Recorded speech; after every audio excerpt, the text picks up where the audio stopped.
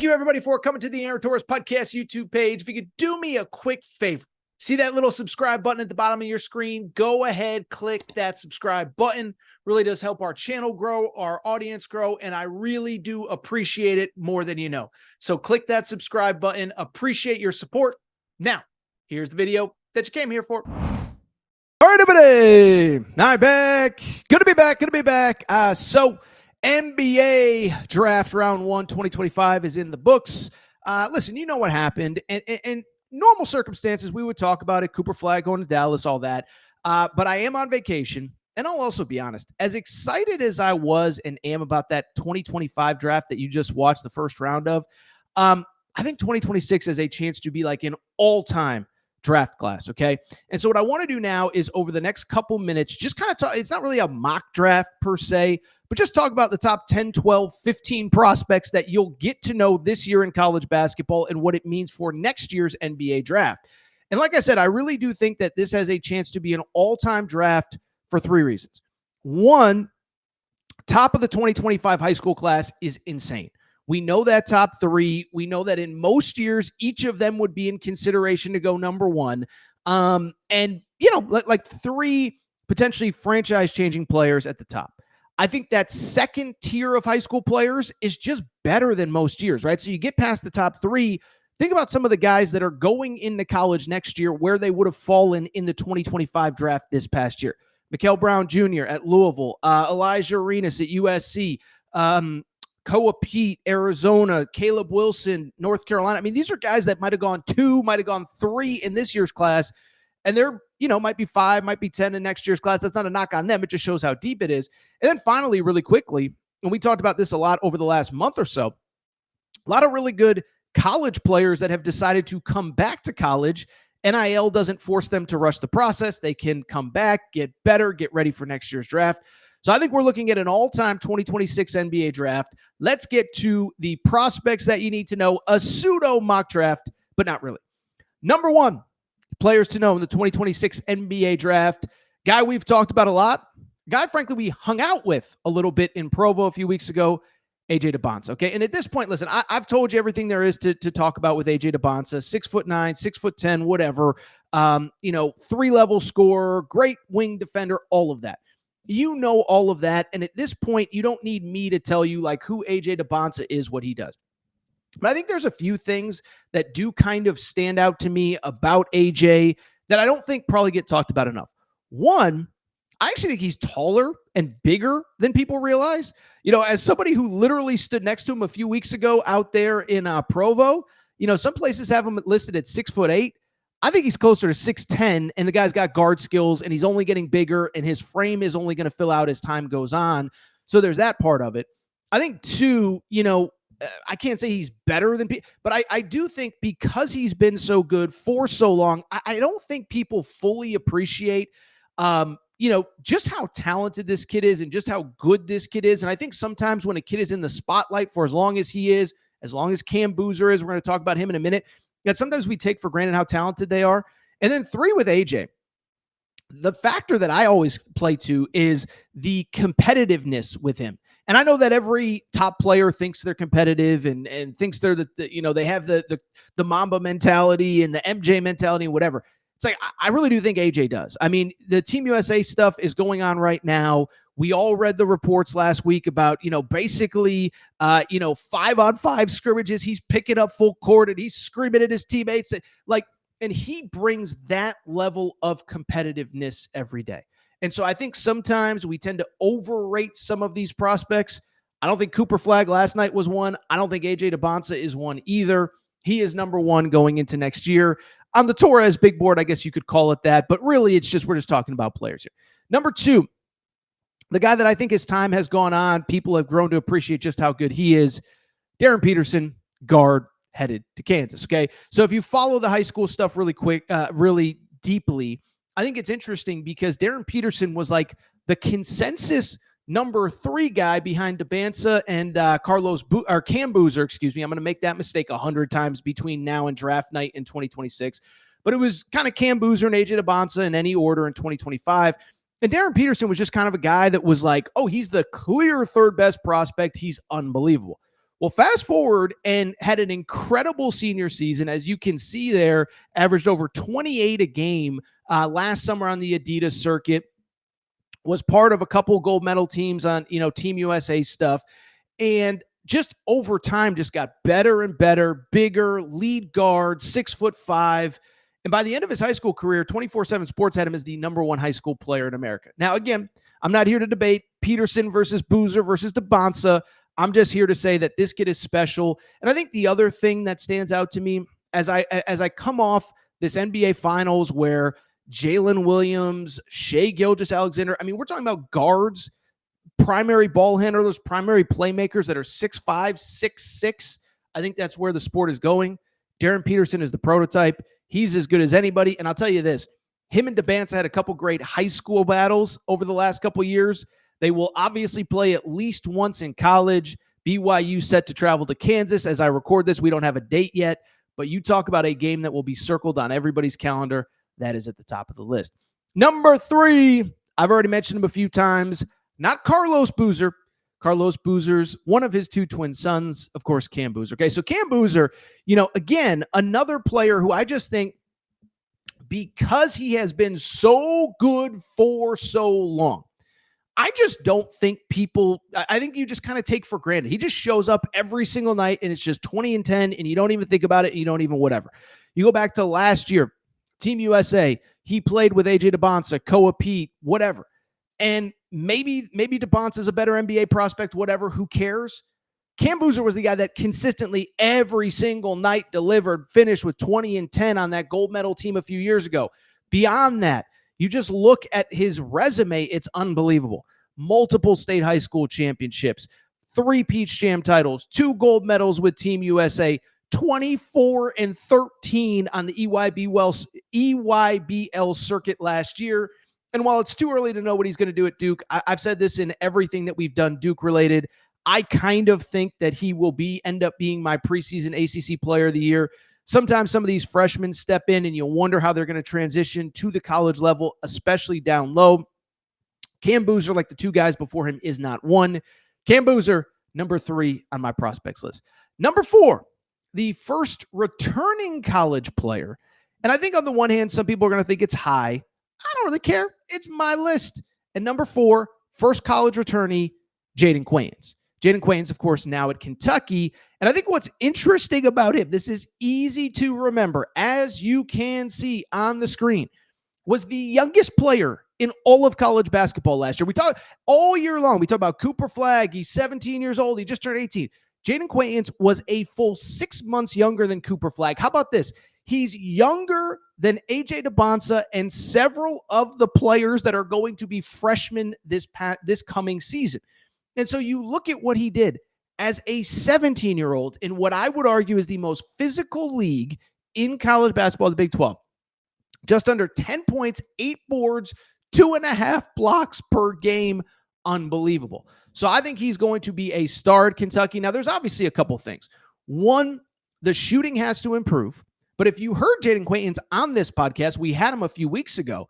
He said, look, I think there's a lot of things to my offensive game that I can do that I just didn't get to show at Arizona State. So if Jayden Quaintance can shoot 3-ball, we're going to be able to see it this year at Kentucky in Mark Pope's system. I think the other big thing is obviously, can he stay healthy, or will he be healthy is probably the right way to put it. He's, of course, coming off knee surgery. Now, as I said, he was on the pod early May or so, and he basically said, like, look, right now the expectation is that I will be back working out on the court by like mid-August. I should be able to go 5-on-5 by like mid to late September, and I think I'll be ready to go for the season opener. Now, I'll leave that up to the doctors and the trainers. I don't want this kid to put his future on the line for anybody, certainly not me or anything like that. I'm just going based on what he said, and I think if he comes back something close to 100% by the end of the season, we are just going to see a monstrous basketball player. Jayden Quaintance is at number 4. Number 5, let's get back to the high school ranks. A player, certainly during his recruitment, we've talked about a ton, but I don't know if we've talked about him enough and how the impact that he could really have in college basketball next year. Also headed to the ACC, also a forward, Caleb Wilson, headed to North Carolina. We all remember the recruitment. Of course, it was down to Kentucky and North Carolina. He ends up committing on inside the NBA. And the one thing I love about him, versatile player. We talked about this during the recruitment. Really high level prospect as a freshman, sophomore, junior year, kind of didn't really, develop on the trajectory that people thought. Came back, had a great senior year, played alongside Cam Boozer and Caden Boozer in the EYBL a few summers ago. And I think he really showed a versatility to his game in which some nights he can be the primary playmaker. Sometimes he can be a role player. Sometimes he can be an elite defender. Sometimes he can be an elite scorer. Sometimes he can score near the basket. Sometimes he can score away from the basket. And I think that really kind of gave him confidence going into that senior year where that was all on display. So he's headed to North Carolina. We did our North Carolina offseason grade last week. If you missed it, I think the roster is maybe a little bit better than many, including me, have given it credit for. And so I think Caleb Wilson is a guy that over time can develop, can get more comfortable, can get more confident. I think the guards are going to be better than maybe we're giving him credit for. Caleb Wilson at number 5. Number 6, another player that I think I maybe have a little bit higher than most, but listen, I'm willing to bet on myself, and I'm also willing to bet on Darius Acuff Jr., guard headed to Arkansas. Okay, so Darius Acuff, you can see it on the screen there, top 5 player in this class of 2025, going into his freshman year at Arkansas. I think what stands out to me about him is that when he was in, because, he's a little bit undersized and you worry about the size at the NBA level, but when he was on those big stages with other elite players this spring, he showed out and he was one of the best players in all of these all-star games, okay? You go back to the Iverson Classic, 32 points, 11 assists. You go back to the Nike Hoop Summit. It was basically him, Cam Boozer, and AJ Dybantsa that carried Team USA to that overtime victory. And so he's tough. He's a playmaker. As the kids say, he's a dog. And he's just a player that every single year gets better, year over year over year. It's funny. I was talking to somebody that's close with him 2 years ago around this time. Most people didn't know who he was. He was really just kind of developing into a national recruit coming out of his sophomore year. Now he's basically a projected top 10 pick by everybody, and he's headed to Arkansas. Obviously at Arkansas, you're going to have to figure out the role alongside DJ Wagner, Malik Thomas. Carter Knox is obviously going to play a big role. We'll talk about Carter Knox in a minute, but you just talk about a dude that can make plays with the ball in his hands and can be a difference maker. Darius Acuff is number 6 on this list, and I think he is going to be a star from day one in college basketball. Number 7, another player. Maybe I'm a little bit higher than most, but I'll bet on him because all this guy does, it's like the DJ Khaled song. All he does is win, win, win, no matter what. Koa Pete headed to Arizona. So another player, another guy who has been part of so much winning at so many different levels, 3-time gold medalist with Team USA, 4 straight state championships in the state of Arizona. It isn't hyperbole to say he's one of the greatest players to ever come out of the state of Arizona. And another player was part of that incredible Team USA team last summer with AJ Dybantsa, with Cam Boozer, with Caden Boozer that helped USA win gold. And so you look at Koa, I think what's interesting about him, we're recording before all of the Team USA stuff this summer has gone final, but the early reports out of camp in Colorado Springs is that he has been awesome, a little bit more athletic than I think a lot of people realized. Now look, he's a kid. His dad played in the NBA or the NFL, excuse me. His brother was a first-round NFL draft pick. So it's not like he doesn't have great genes, but I think as he's getting older and filling into his body and maturing in his body, I think that explosive athleticism is coming out. Listen, I think he's going to be the best player at Arizona this year. And I've said consistently, I think Arizona is one of the more underrated teams going into the season. Jaden Bradley is going to be good. Braden Burries is going to be very good as well as a freshman. And you have some nice pieces around him. But I think by the end of the year, Koa Pete is going to be the center piece of that Arizona team. Now, worth noting, hard to say that he's going to be the Big 12 freshman of the year when you got AJ Dybantsa and Darren Peterson in that league. I really like Koa Pete. I have him at number 7. Number 8, another freshman going into college basketball this year. And I'm curious to kind of see how it all works out. And now I'm going to bet on him and what he's capable of. But I think it is worth, a little bit of a sketchy spring for Nate Ament, University of Tennessee. So you could see it. He was top 5 prospect nationally. Listen, I don't know that we've ever done more recruiting update videos on Nate Ament than on any prospect than Nate Ament. That final five of Duke, Louisville, Arkansas, Kentucky, and Tennessee. I think at different points, all of those schools led. He ends up at Tennessee, was a really, really, really big time, prospect that developed really over this time last year. In other words, like really blew up his junior into his senior year. Now, a couple notes on him. One, I would say in the high school all-star games probably did struggle a little bit more than some of these other guys. I would say it was a great spring for Darius Acuff. It was a great spring for Cam Boozer. It was a great spring for AJ Dybantsa, Darren Peterson, etc.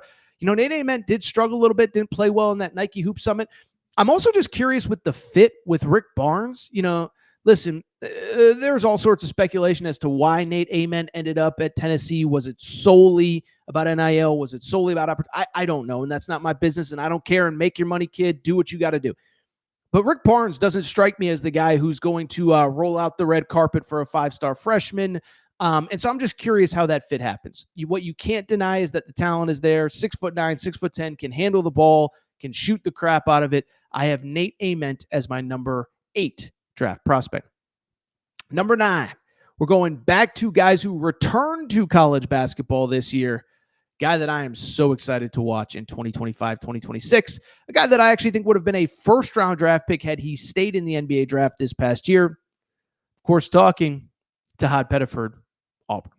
So here's the thing with Todd Pedford. First of all, let me say this about Todd Pedford.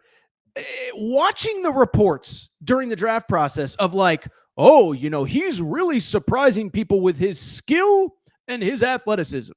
Well, you know what that tells me about all these quote-unquote NBA draft evaluators? Either you weren't watching Auburn or you don't understand basketball, because this kid was so good at Auburn. You go back to that, third game of the year against Houston, he drops like 24 points off the bench. And just because he didn't play on a team full of 22, 23, 24-year-old players, just because he didn't start, doesn't mean that he wasn't as valuable as pretty much anybody on that team not named Janai Broome, okay? When you average almost 12 points and 3 assists off the bench in the toughest conference in the history of college basketball, it shows how good you are. And I think he's going to take an even bigger step this year. Auburn is obviously going to be going through a transition around him. Keyshawn Hall is in, Keyshawn Murphy is in, but the ball is going to be in his hands, and I think he is going to take over games. It's funny, I've talked so much about Otega Oweh potentially being the SEC Player of the Year. Another guy we're going to get into in a minute. We probably need to give Todd Pedford some credit here because he might be the best player in the SEC coming into next year. Like I said, I think he actually would have been a first-round pick if he had stayed in the draft. Good thing for him is he didn't have to force it. He didn't have to worry about it.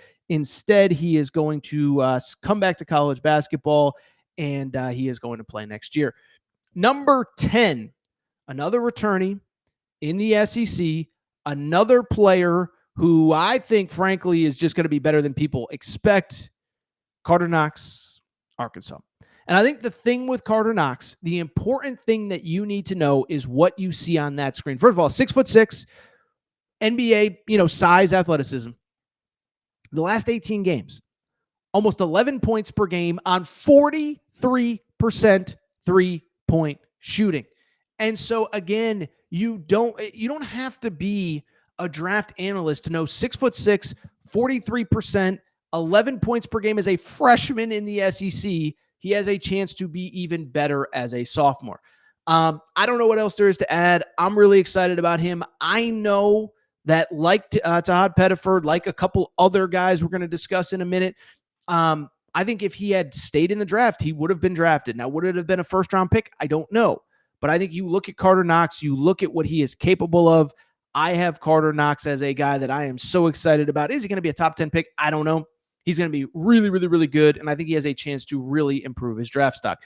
Let's quickly go through some other names that you need to know. We're already at the 20-minute mark, so I'm not going to spend too much time on these guys. A couple names, one in the freshman class, couple names to know. Elijah Arenas headed to USC. Obviously, look, had that very scary car crash, about 6-8 weeks ago now. Sounds like he's fine. I don't know that we've gotten any reports from the family, from Coach Muss, USC, whatever. but 6'6", guy with the ball in his hands. I think part of the reason Desmond Claude left was because it was like, oh, Elijah Arenas is going to be the guy with the ball from day one. And one thing about Coach Muss, I know it was a little bit of a disappointing year one for him at USC. If you're good enough to handle the ball and make plays, he's going to put the ball in your hands even if you're a freshman. We saw it 2 years ago, 3 years ago, whatever it was with Anthony Black. If you can play, he's going to let you go. So Elijah Arenas is another one. Dame Sarr, we've talked about a lot. From Italy, going to Duke, 6'6", shooter, playmaker.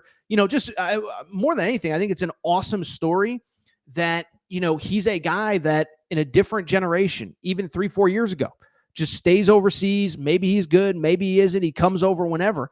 Now we get to see him at Cameron Indoor against Florida. Now we get to see him against Arkansas on a neutral court. We get to see him at Carolina. We get to see Carolina against him. So excited to see Dame Sarr as one of the intriguing college basketball prospects. Couple other returnees that I want to make note of. You can see him on the screen. Alex Condon, the role that he played at Florida, leading rebounder, leading returning scorer next year. Another guy would have been a fringe first-round pick. I think kind of the back half of the year struggled a little bit. Give him another year in college basketball with Todd Golden, with Tommy Hawk, with Ruben Chinyelu. He is going to be a star. So Alex Condon is a name to know. Yaxel Lenenberg, we've talked about a ton. Number one player in the portal as far as I'm concerned. I think he can be like Big Ten Player of the Year, National Player of the Year type talent at Michigan. A lot of untapped potential. I know he's 23, but remember, he didn't really start playing basketball until he was about 16 or 17 years old. So Yaxel Lenenberg's a name to know. A couple other freshmen that I have not mentioned. Mikael Brown Jr. headed to Louisville. Another guy that was awesome in those Team USA workouts, 6'4", really had a late growth spurt in high school basketball that turned him into a top 5, top 10 high school prospect. He is going to be so good for that loaded Louisville team. Chris Sinak Jr. from Houston, 6'10", 6'11". My only thing with him, it's hard to get on the court as a freshman for Kelvin Sampson. You got to work hard there. By the way, Houston with 3 top 20 prospects. Chris Sinak Jr. is probably the best NBA draft prospect. Isaiah Harwell's one. And then also on top of it, Kingston Fleming. So I think it's more of a 3-4 year college player. But Houston with some intriguing prospects. JoJo Tugler, by the way, is an NBA draft prospect as well. And then really quickly, some of the overseas guys who are not coming to college basketball. We have Kareem Garcia, who of course, Kareem Garcia, that was a former baseball player like 20 years ago. Kareem Lopez, who is from Mexico, playing in the Australian League, and also Dash Daniels from Australia as well. So that is your early look at the 2026 NBA draft prospects. I am so excited for this class. I know you will be too. Here's the good news. We're going to be talking about all these guys quite a bit throughout this season, and I cannot wait. So yeah, make sure you're subscribed. So we'll be talking a lot of college hoops. We're going to be talking a lot of debate. By the way, had AJ Dybantsa on the show a few weeks ago. We've done our college basketball offseason grades, talking about a lot of these guys. Mikael Brown Jr. at Louisville, Alex Condon at Florida, on and on down the list. So make sure you subscribe to the podcast, to the YouTube channel. By the way, we'll be back Monday. I'll be off vacation with full shows. Until then, hope everybody enjoyed the NBA draft 2026. I don't want to say can't get here soon enough, because I'm going to enjoy the crap out of the 2025-26 college basketball season. I'll see y'all soon.